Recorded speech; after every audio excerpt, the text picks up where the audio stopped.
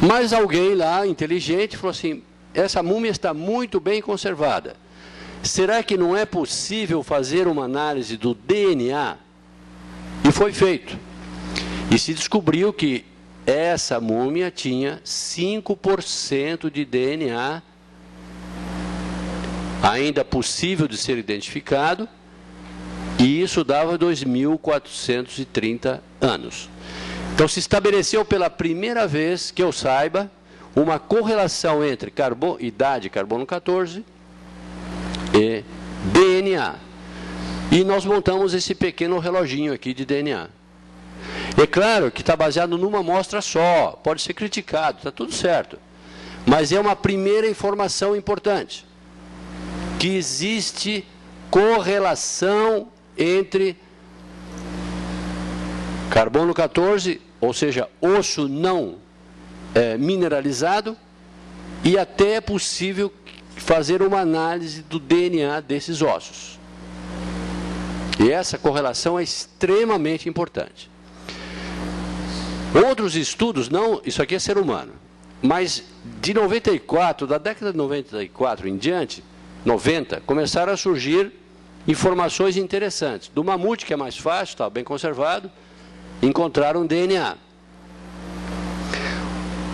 Vocês percebem que as datas aqui, e isso aqui foi feito uma proporção, né, dá 5.000 anos, 0,2%, dá 5.000 anos.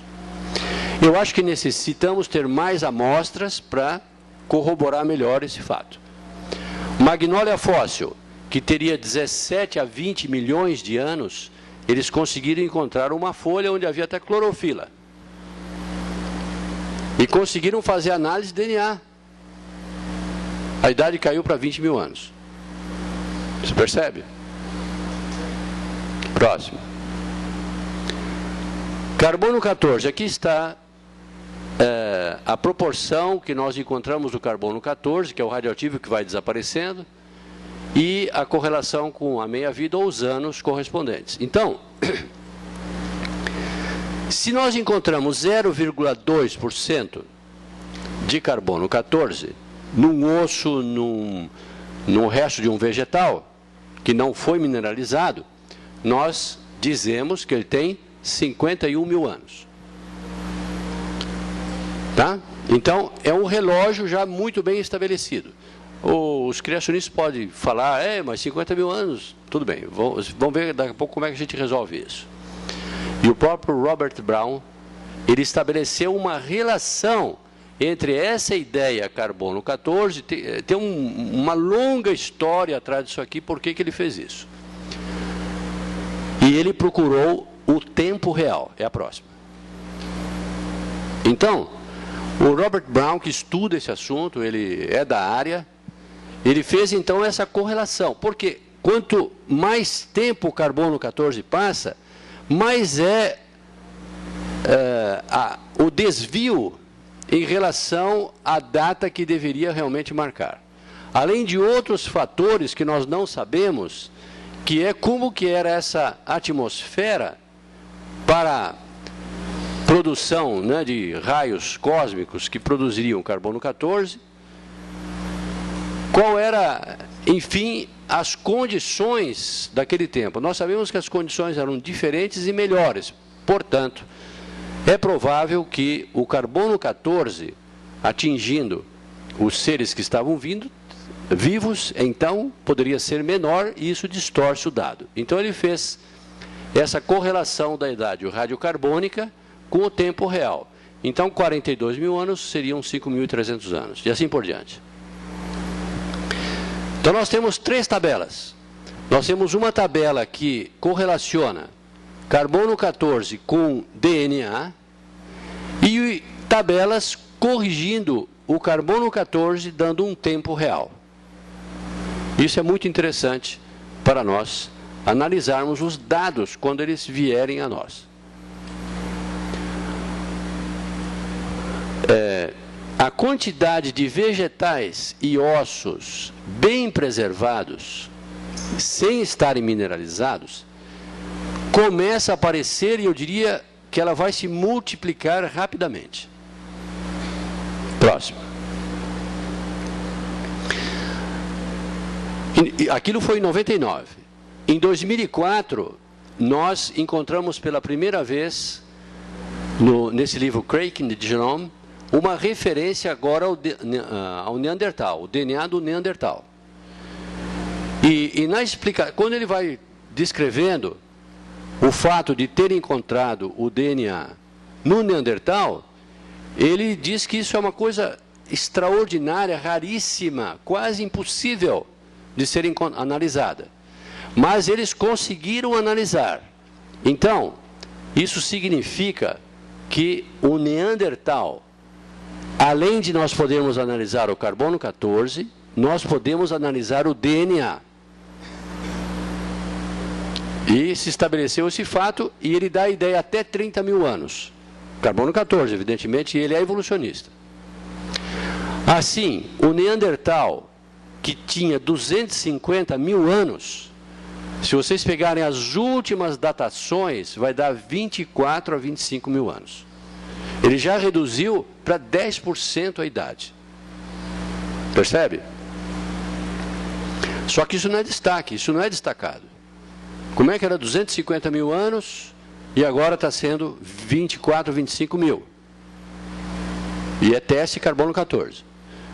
Próxima. Volta anterior, vamos ver os 24 mil anos. Então seria 5.300 anos, por exemplo. Né? Próximo.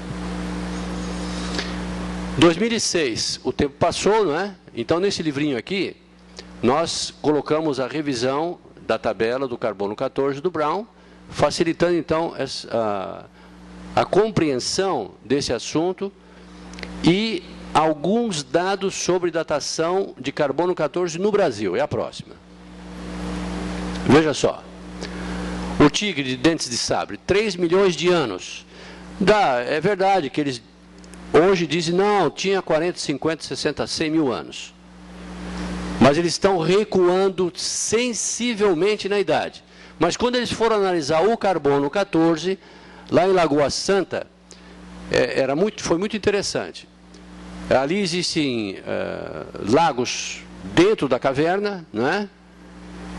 E há depósitos de ossos de tigre, de dentes de sabre, de preguiça gigante e até do tatu, que estão lá bem preservados, a água bem fria, então preservou.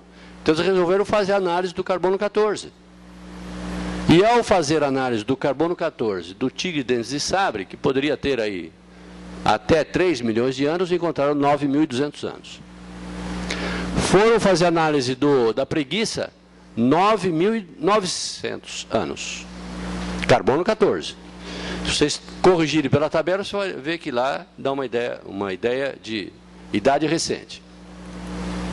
E, estranhamente, a Luzia seria o primeiro fóssil humano brasileiro com características negroides, totalmente inesperado, 11 mil anos, carbono 14.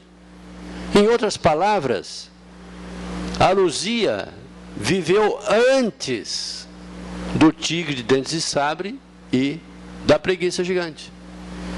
Percebe que começou a complicar? Deveria ser ao contrário. Deveria ter uma idade menor do que essa. Mas as idades, elas estão diminuindo sensivelmente. Próximo. Análise de carbono 14 de vegetais fósseis. O doutor Adalto, provavelmente ele vai dar mais, não sei se ele vai entrar nesses detalhes, mas ele tem dados, quem sabe, mais recentes do que eu tenho aqui. O que foi feito? Eles analisaram o carvão fóssil, que teria, segundo a evolução, até 300 milhões de anos, e foram analisar, então, o carbono 14.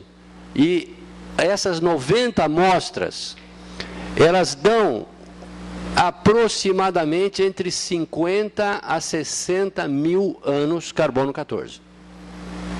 50 a 60 mil. De vários lugares diferentes. Então, veja, o carvão fóssil, aqui está uma mina de carvão fóssil, né? segundo a evolução, depositado lentamente durante milhões de anos, você consegue analisar o carbono 14. E o carbono 14 dá alguma coisa entre 50 a 60 mil anos. Essa revisão, ela vai se aprofundar e vai corroborar esse resultado. Há duas questões aqui.